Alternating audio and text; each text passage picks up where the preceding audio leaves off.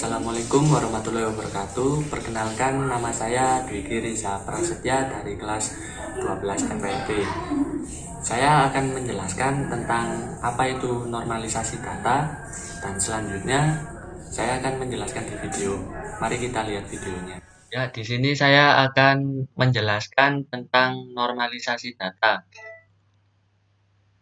Pengertian dari normalisasi data itu adalah proses pengelompokan atribut data yang membentuk entitas sederhana, fleksibel, dan mudah beradaptasi sehingga dapat dipastikan bahwa database yang dibuat berkualitas baik.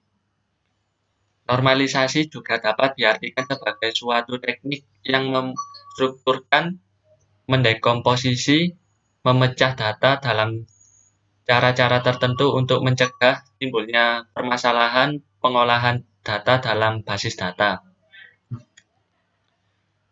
Tujuan normalisasi database adalah untuk menghilangkan dan mengurangi redundansi data, dan tujuan yang kedua adalah memastikan dependensi data atau data berada pada tabel yang tepat.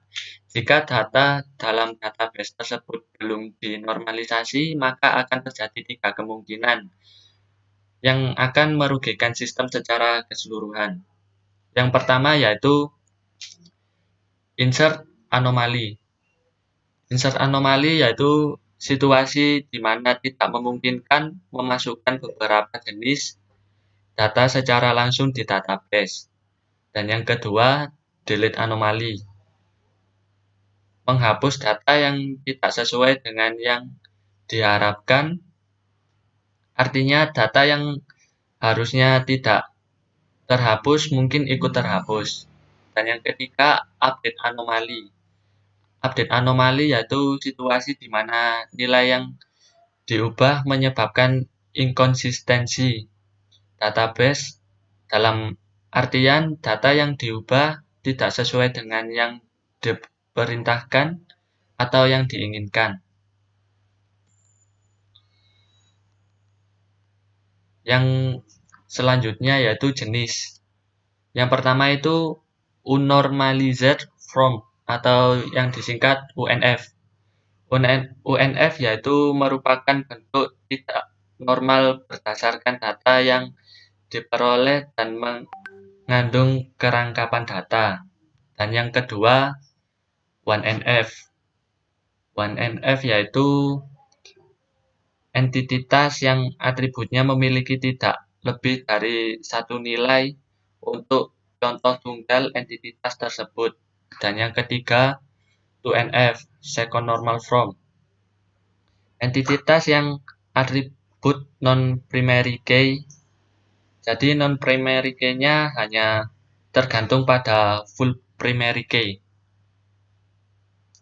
Dan yang keempat, 3NF, yaitu treat normal from. Entitas yang atribut non-primary key, jadi non-primary key-nya tidak tergantung pada atribut non-primary key yang lain. Yang kelima, BCNF, yaitu Boolean kode normal from. BCNF terjadi jika masih terdapat anomali pada bentuk 3NF dikarenakan relasi memiliki lebih dari satu kandidat key. Yang keenam yaitu 5NF atau first normally from. Jadi tahapan ini dilakukan untuk mengatasi terjadinya join, dependent, pemecahan relasi menjadi dua sehingga relasi tersebut tidak dapat digabungkan kembali menjadi satu. Selanjutnya, contoh penerapannya. Yang pertama yaitu contoh tabel.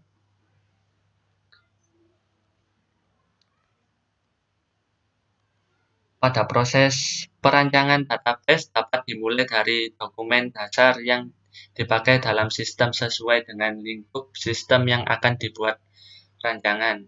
database-nya berikut ini adalah gambar barang pada PT FSAKTI.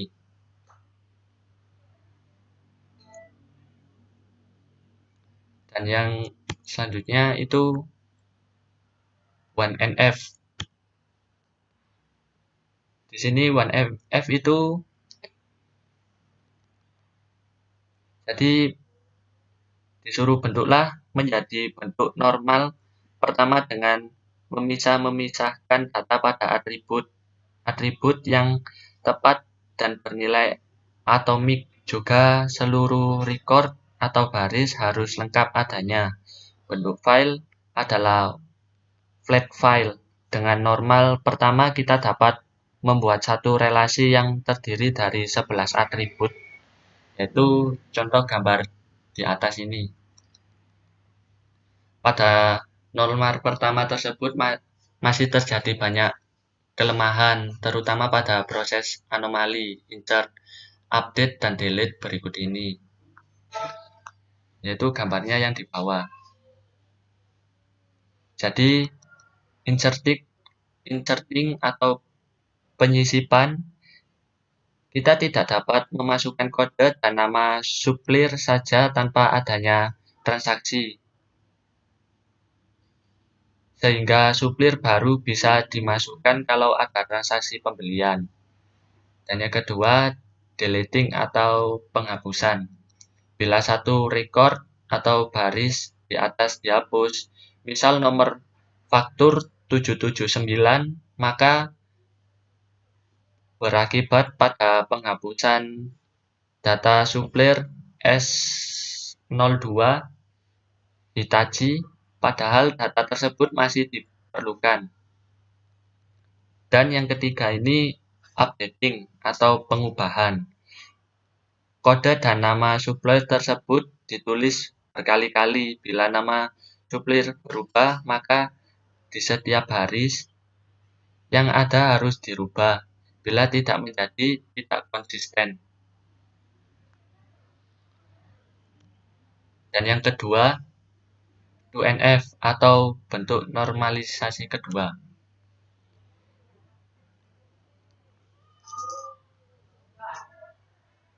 Bentuk normalisasi kedua dengan melakukan dekomposisi tabel di atas menjadi beberapa tabel dan mencari kunci primary dari tiap-tiap tabel tersebut, dan atribut kunci haruslah unik.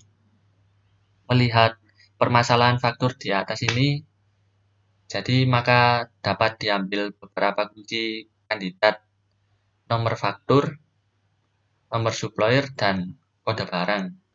Kunci kandidat tersebut nantinya bisa menjadi kunci primary atau kunci primer pada tabel hasil dekomposisi.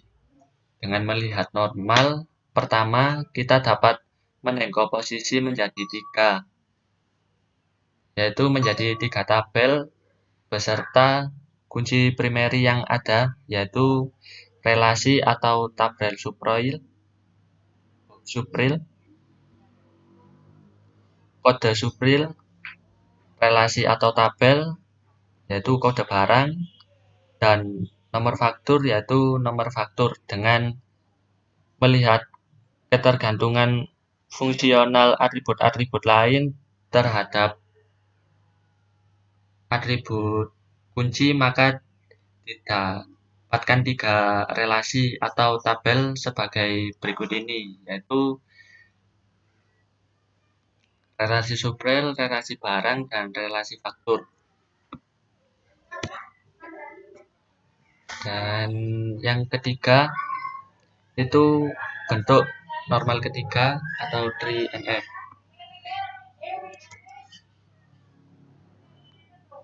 Jadi bentuk normal ketiga mempunyai syarat setiap relasi tidak bergantung transitif harus bergantung penuh pada kunci utama dan harus memenuhi bentuk normal kedua, yaitu 2NF. Untuk memenuhi bentuk normal ketiga 3NF, maka pada relasi atau tabel faktur harus didekomposisi atau dipecah menjadi dua relasi, yaitu relasi tabel faktur dan relasi tabel transaksi barang, sehingga hasilnya adalah sebagai berikut ini. Dan di atas adalah kode-kode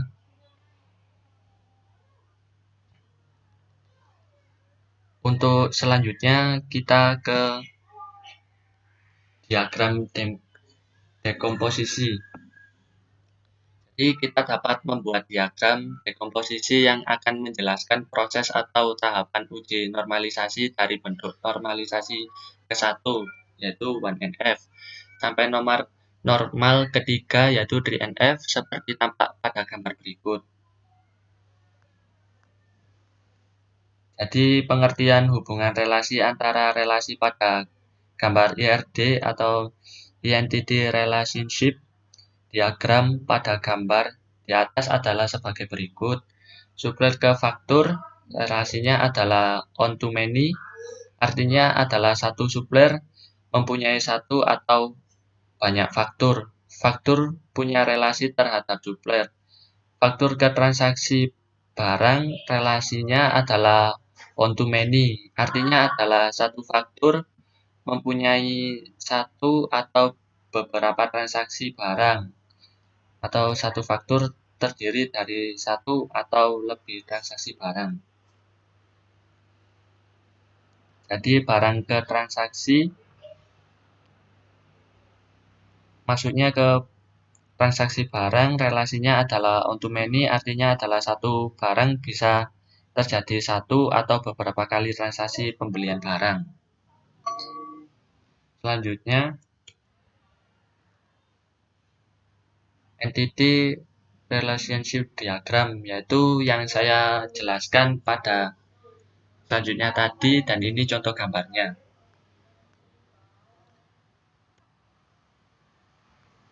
Dan ini yang terakhir adalah implementasi IRD. Jadi ini contoh-contoh gambarnya atau relasinya. Apabila ada kesalahan ucapan atau penyebutan kata yang salah, mohon dimaafkan. Dan terima kasih. Wassalamualaikum warahmatullahi wabarakatuh.